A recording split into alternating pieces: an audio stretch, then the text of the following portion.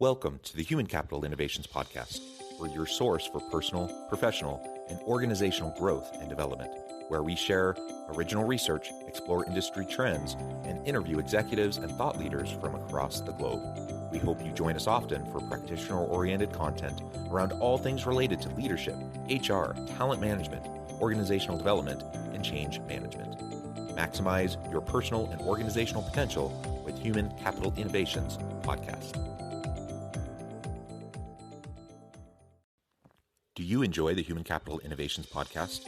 Please subscribe, leave a review, comment, share, and consider supporting the podcast on Patreon, even at the producer and sponsorship levels.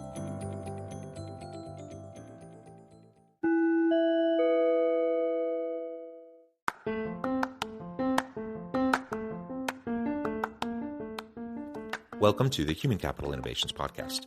In this HCI Podcast episode, I talk with Dr. Rajesh Kumar about how a lack of understanding of the national culture impacts a company's global performance.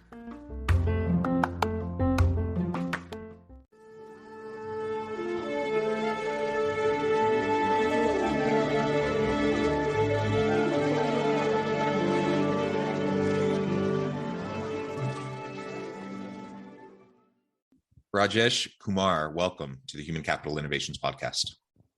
Thank you, Jonathan. It is a pleasure to be with you. You're joining us from the Philadelphia area. I'm south of Salt Lake City in Utah.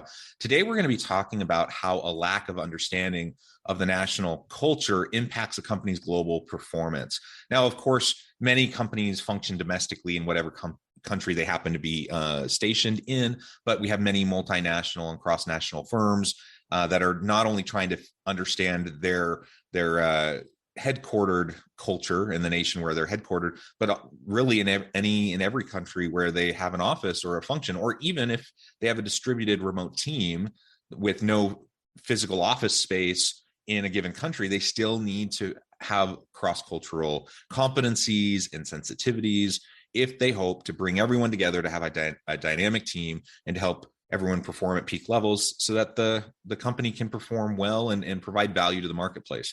But that's easier said than done. So that's what we're going to be exploring together. As we get started, yes. I wanted to share Rajesh's bio with everybody. Dr. Rajesh Kumar is a consultant and retired business academic specializing in global business. He has an undergraduate and master's degree in economics from the University of Delhi, an MBA from Rutgers University, and a PhD in international business from the Stern School of Business at New York University. He is also a certified global dexterity trainer. Originally from India, Dr. Kumar has lived and worked in the United States, France, Finland, Netherlands, New Zealand, Denmark, and the United Kingdom. He has taught at Penn State, Ohio State, Babson College, and Menlo College in the United States, the University of Nottingham in the UK, and the University of Aarhus in Denmark, among others. Dr. Kumar specializes in the art of doing business across cultural boundaries. And I could go on and on and on, but I'm going to pause there, give you a chance to share anything else about yourself, your background, and then we'll launch on into the conversation. Right. So originally I'm from India, and I got interested in cross-cultural issues based on my own cross-cultural journey as I moved from India to the UK and then to the United States. So I was coming from a collectivistic culture, moving to a more individualistic culture. So I myself had to undergo some cultural shocks and cultural trauma. And so that was really the start of my cross-cultural journey, but at the same time, also the start of my foray into cross-cultural exploration and why eventually I got my PhD in international business from New York University. And in my thesis, and this is going back to mid-80s, late 80s, I was exploring how cultural differences between Americans and Japanese shape their negotiating style. And certainly at that point in time, Japanese companies were making a foray into the American marketplace. And, those companies had outcompeted the US firms in a number of sectors, from consumer electronics to the automotive sector. So even in the United States at that time, there was a lot of interest about the cultural dimension. So that's how I began my cultural career. And I got very interested in, so I was teaching in that area, and then I wrote and published in this field. And, and again, based on my lived experience, I came to realize this is very significant. Yeah, well, thank you for that. And I can't say that my experiences have been as significant as yours, but I have worked abroad in many different countries. Being an expat in a different country working is a really interesting experience and phenomenon. Now, I predominantly live, I'm from the US. I predominantly live in the US. And so my situation is quite a bit different than yours, but my lived experience has been similar in the sense that it is challenging. You go through the stages of cultural adaptation when you're in a different country, it's not just language either. It's all sorts of things and often very subtle things that you have to learn and pick up on. And often it's very foreign to your traditional mindset because it's just very different than the way you were socialized, you were raised in your own home culture. So whether we're talking about expats working in different countries, whether we're just talking about a multinational firm who's trying to function in multiple countries, or a distributed work team that has members of the team in various countries, or even just a business that's predominantly domestic, but you have suppliers, stakeholders that are outside the country in a different context, like you said, with the differences in style in negotiation between Japanese and US business people. Whatever the interactions are, when we live in a smaller and smaller world due to communication technologies. So we're going to be interacting with people from all over the world. Even I like to tell my students, even a mom pop shop down the road, whatever they're selling, chances are they're still going to be dealing with international cultures in the running of their very local business. And that's just the world we live in today. Geographical boundaries have broken down. That is absolutely correct. Yes. Yeah. So the challenge then is, well, how do we do this more effectively? Because the reality is, I think most people still aren't very good at it. They're not good at cross-cultural communication. They're not good at cross-cultural sensitivities and competencies. Really, what you just end up hurting yourself, and you end up leaving a lot on the table in terms of synergies and collaborations and just all the other productivity and innovation that can come as we embrace and leverage the diversity, that we have in cross-cultural avenues. Absolutely. So I think one of the biggest challenges is to really recognize what our unconscious assumptions are. And often enough, people don't pay attention to it. And I'll just give you a famous quote from Anais Nin, a European writer. We do not see the world as it is. We see the world as we are. So I think it really illustrates the power of the mind, and it illustrates the unconscious bias. So we are evaluating everything from our own particular unique perspective. And the challenge is, as you rightly put it, there are different mindsets. So when you go to China, go to Japan, or go to India, people are evaluating situations from an entirely different perspective. And unless you don't understand where they're coming from, where they're going, what their inner and the hidden motivations are, it will really be difficult to develop something that's going to bridge the difference.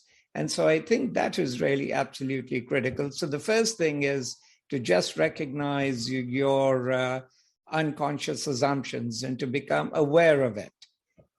Second, I think awareness is essential, but it is not sufficient. I think you then really need to, you then need to actually change your behavior, your repertoires, your way of really interacting with other individuals. A lot of people have talked about emotional intelligence, cultural intelligence, and I think some of this will certainly come into play. But I think in addition to it, when you're certainly doing business across cultural boundaries, you need a lot of patience and you need a lot of determination, because you're going to face setbacks. So the question is, that is inevitable. The question is, how do you deal with those setbacks? And so you have to recognize also in this context that failure can be an opportunity for learning, that failure need not necessarily mean something negative. And often enough, people do get discouraged by failure. And I think it's important to draw the right conclusions and the right inferences from failure, especially in a cross-cultural context.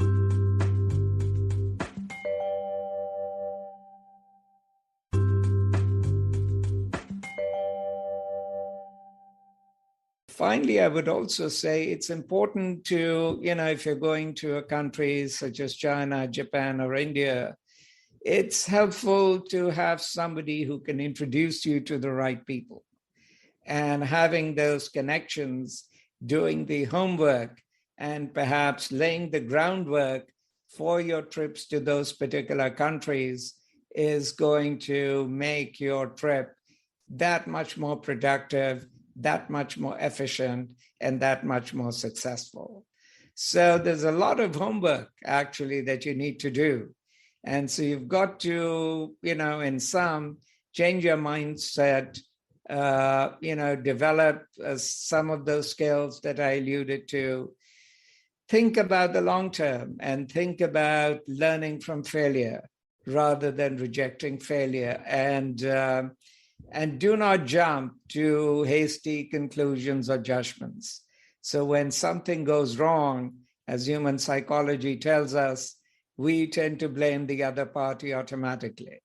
It is the default assumption that we often have. And yet that is completely unhelpful in this particular situation.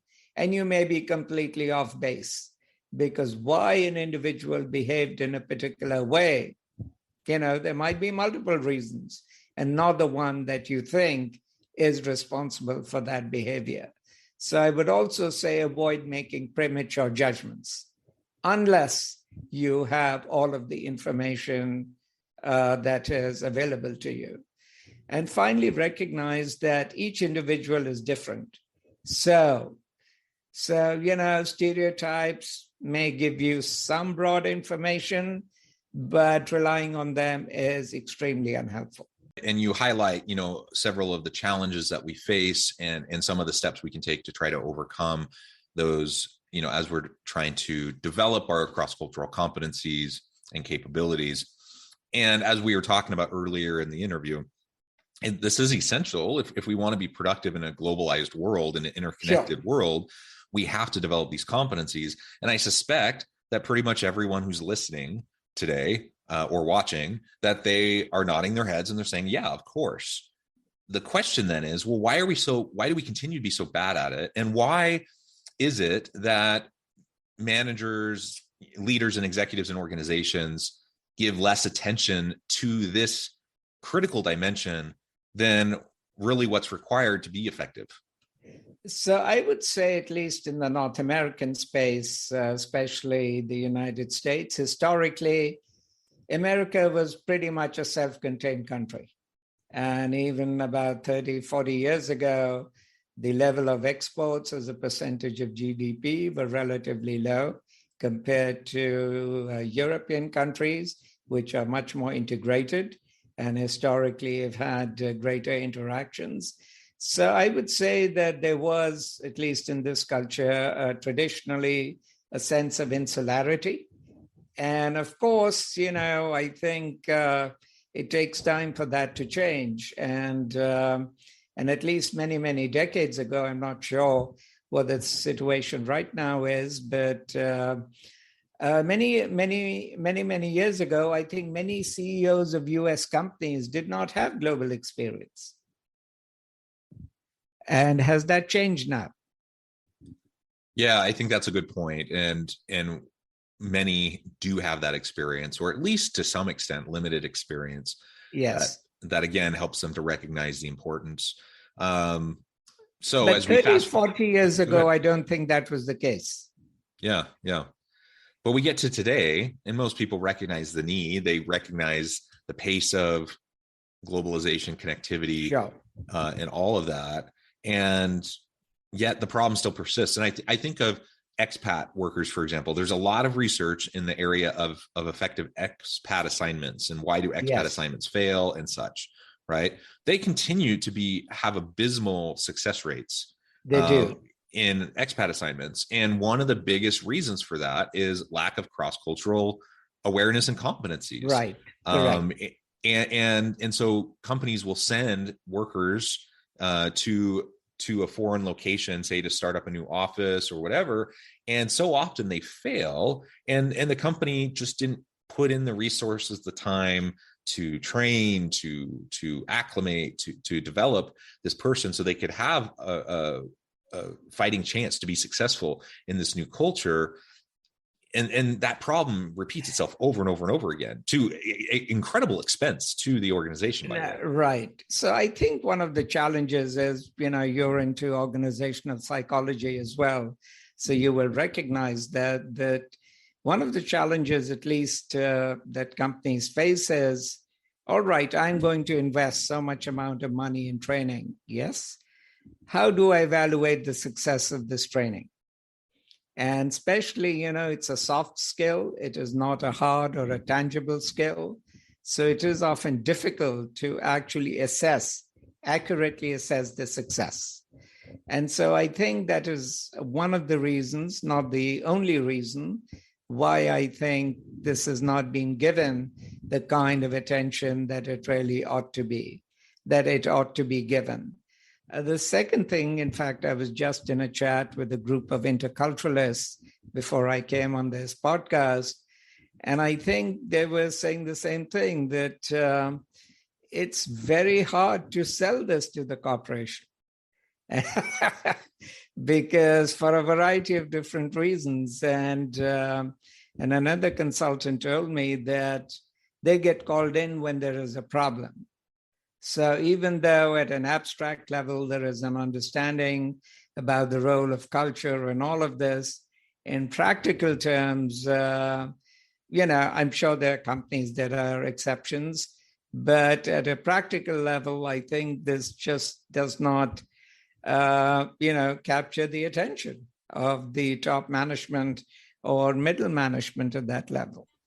Yeah. And, to a certain extent, I get it. Like I understand. And there's always the ROI component that business leaders and executives are always going to be thinking about. And if it's a squishier construct, it's harder to measure and it's harder to really recognize what the ROI is. It's going to be, a harder sell to them. I get that.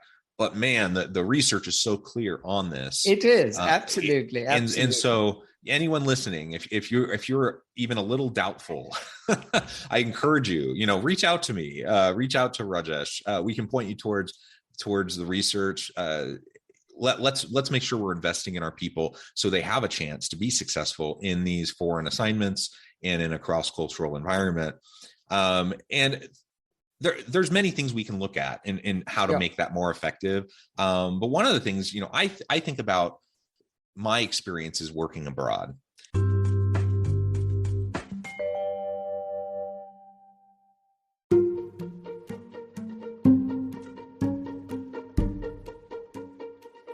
Welcome to the Human Capital Innovations Academy. Courses, micro-credentials, and certificates to upskill and reskill for the future of work. All HCI Academy courses, micro-credentials, and certificates are designed, developed, and delivered by award-winning and internationally renowned scholars, educators, thought leaders, executives, and practitioners. Our courses, micro-credentials, and certificates will help you make your mark on the future of work and make an immediate impact in your organizations. Check out the HCI Academy and our many course offerings and certificates to upskill and reskill for the future of work.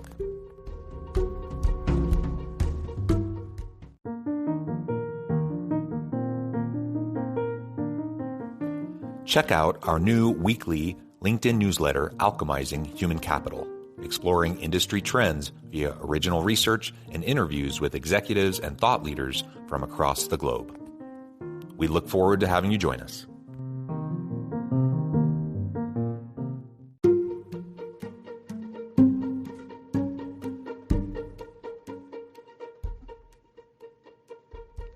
check out Human Capital Innovations magazine, Human Capital Leadership. Human Capital Leadership is a free, interactive e-magazine with the mission to help individuals, leaders, and organizations find innovative approaches to maximize their human capital potential. We publish issues quarterly in August, November, February, and May. Take a look at the latest issue and let us know what you think.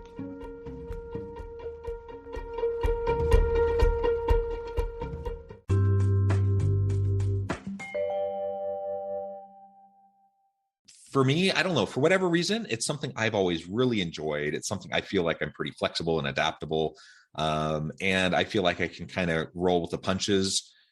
And so I've really enjoyed all of my external assignments outside of the US and all the different places that I've lived in on different continents. And frankly, I mean, every time I go abroad, every time I'm living anywhere for any amount of time, usually I pretty quickly have the thought, man, I could see myself living here for the rest of my life. And I honestly mean it. Like I'm not just saying that.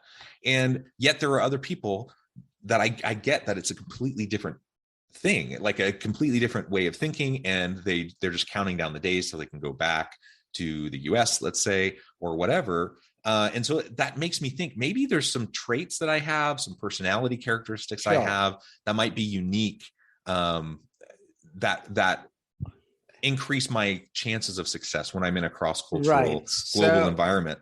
So I would surmise that you're probably then very open-minded. I would also suggest that you're very curious. I think, you need to be curious, and curiosity is actually essential in terms of this. I would also say that probably, and I'm sure you must have built up some very good relationships when you were living overseas. And so that would suggest to me that you have a strong relational orientation. And I think one of the biggest differences, if I can put it this way, between North American, European, and other cultures is the emphasis on relationships. So whereas here, we all get down to business, to task, right from the word go. In Latin America, in Japan, and other parts of Asia or in Middle East, you first got to develop a relationship. And unless that relationship is not built, I think you're going to have lots of problems and challenges. And I did a webinar a few months ago on global negotiations, and one of the participants was from Argentina. And she was saying that, if it's the same US company, say in Argentina, but they keep on changing their managers so often. And so from the standpoint of the local Argentinians, when a new person comes, it means building the relationship all over again. And so, the sensitivity to relationship, the ability to have a certain kind of emotional attunement is, I think, very, very critical in terms of building, crossing across borders. So I suspect you probably have some of those skills, and maybe you're probably also very patient and resilient in terms of coping with the unique challenges of being in a global, in terms of living globally. Well, I would say I certainly strive for those things, and perhaps I have a tendency towards those types of traits and characteristics, and that's helped me to be successful. Sure. And then I guess the question is, what does that mean for when I'm trying to open up shop in a foreign country, or I'm trying to hire someone for my remote team who's from another country, or I'm sending a worker on an expat assignment? Like, how do I gauge who's the right person who's going to fit in with my leadership style, with the team, and all of that when we're talking about a globalized environment? Right. So, I would say you can use two approaches. You can do an informal assessment in the sense that as a manager, you know all your subordinates, you know what that particular culture would demand, and you can sense perhaps what kind of traits these particular individuals possess. Yes. On the other hand, if you want to go to a more formal route, you have cross-cultural assessment and coaching. You have a lot of consultants that work in that area. So you can actually do a more sophisticated psychometric analysis as well. So, I think you have, and depending on the organization, in some organizations, they already have that inbuilt in them, in their HR departments.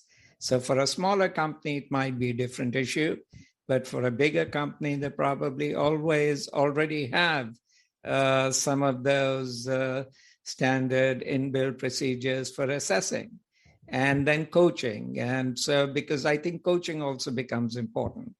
And I know there are many expat coaches who are hired by companies to actually brief the individual, the family, in terms of what they might expect in a new assignment. So I think there are different ways of doing this, and depending on the company, on the resources that you have, you can use the approach that would be most appropriate for you. Yeah, that's good. And you mentioned something right on the tail end of that comment about not only the employee, but the families of the employees. Absolutely, right? yes. And that's something I think a lot of organizations overlook. So even if an organization, say, is going to send someone on an expat assignment, and they put they dump training into them, they try to help them be prepared, maybe even language training, cross-cultural training, whatever. But guess what? The whole family's going. And guess what? Exactly. If the family isn't able to adapt, it's also not going to be successful. Absolutely. And so many expat assignments fail because, not necessarily even because of the employee, but because of the trailing spouse or the kids who are having struggles in country or whatever. And so they end up coming home early, or they're just miserable and they can't function. And so you can't underestimate, the importance of a holistic family approach. And even if the person's single, they don't have a spouse, children, what kind of social support will they have in country when they're on this foreign assignment? Because social support is one of the major identifiers and predictors of success. And so if they don't have that, they're likely to struggle. Right, absolutely. And I think you bring up, an interesting point, and it does have implications for companies. So what this would suggest is that for companies that are expanding in a number of different countries, I think you need to have the resources to sustain that expansion, and resources not just financial, but also managerial, which means that for a smaller to a medium-sized company, international expansion is more challenging, is more difficult. And so they really need to be very focused, because otherwise they might not really be so successful. For the larger Fortune 500 companies, that's not so much of an issue. It's really more a question of awareness and having the inbuilt HR department to be able to do all of this. So, but yeah, this training is absolutely vital and essential. Yeah. Rajesh, it has just been a pleasure. We've only scratched the surface. There's so much more detail we could get into and that we could explore on this topic, but that's going to have to suffice for today. Before we wrap up for today, I just wanted to give you a chance to share with listeners how they can connect with you, find out more about your work, and then give us a final word on the topic for today. Right. So, if you're interested, you can connect with me either on LinkedIn or on my website, or through my website, www.globalstrategicadvisory.com. So my concluding thought is culture is absolutely vital. Understanding cultural differences will make or break your company in your global market. So pay attention to it. Wonderful. Thank you so much. It's been a pleasure. I encourage listeners to reach out, get connected, find out more about what Rajesh and his team can do for you. And as always, I hope everyone can stay healthy and safe, that you can find meaning and purpose at work each and every day. And I hope you all have a great week.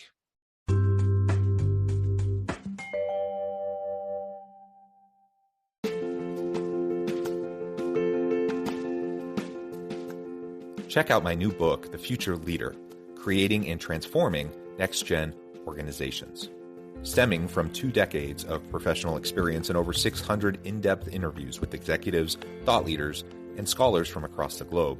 The Future Leader will help you explore the ordinary, everyday actions that will help you to prepare to lead in the future of work, to respond to an uncertain future, and to produce extraordinary results for individuals, teams, and organizations.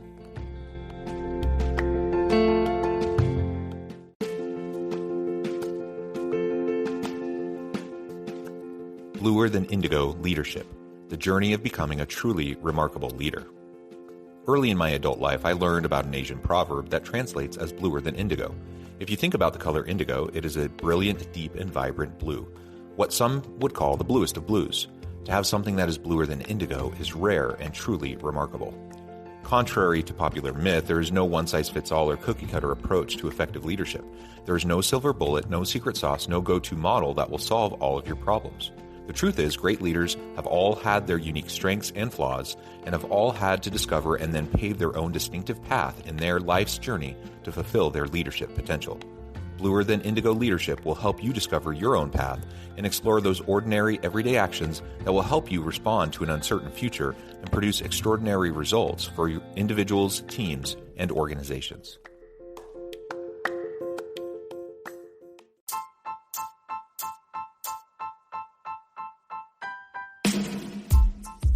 The alchemy of truly remarkable leadership. Ordinary, everyday actions that produce extraordinary results. Consider how the nature of work has shifted over the past 50 years. With increased globalization, rapid technological advancement, and the shift in economic composition, the average job of today looks very different than the average job of 50 years ago. What will the jobs and organizations of tomorrow look like? Moreover, what does this all mean for organizational leaders? What are the core competencies and capabilities of organizations and their leadership that are prepared for continued disruption and geopolitical and socioeconomic shifts? Regardless of what the future holds, increasingly, leaders need to be socially minded, data-driven, decisive, champions of talent, and disruptors of the traditional notions of leadership, teams, organizations, and work. The alchemy of truly remarkable leadership will help you to explore your own leadership competencies and capabilities and consider ways to apply and implement them into your workplace and personal life.